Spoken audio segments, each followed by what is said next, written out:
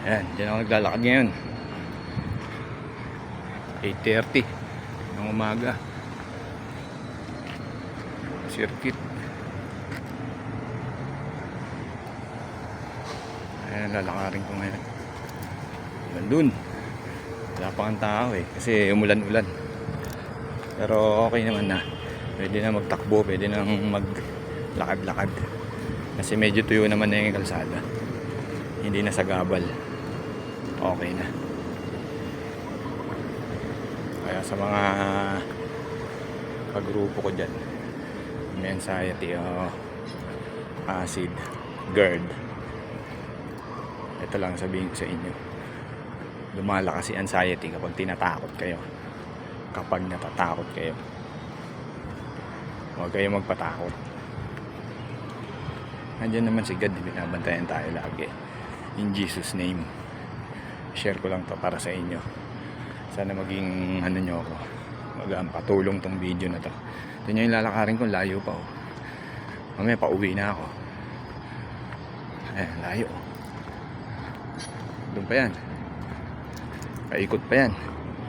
Nakakayanan ko na mag-isa. Dati wala.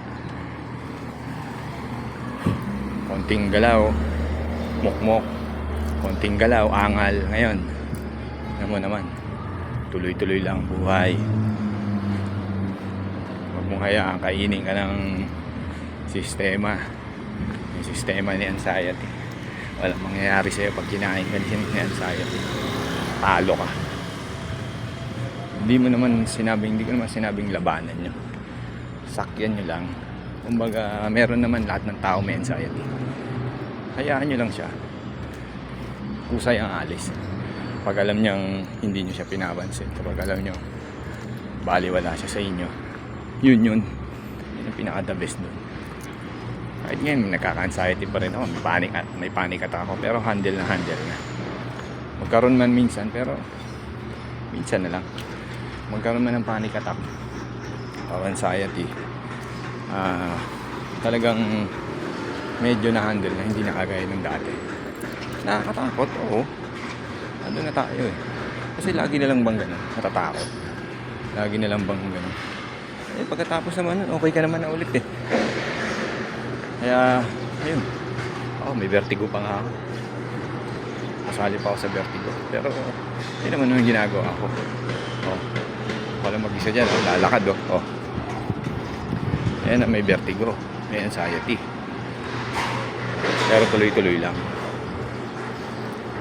Peace, man. Ayan sabi ni God tuloy-tuloy lang tayo. Move forward lang mga kapatid. Okay, gonna go.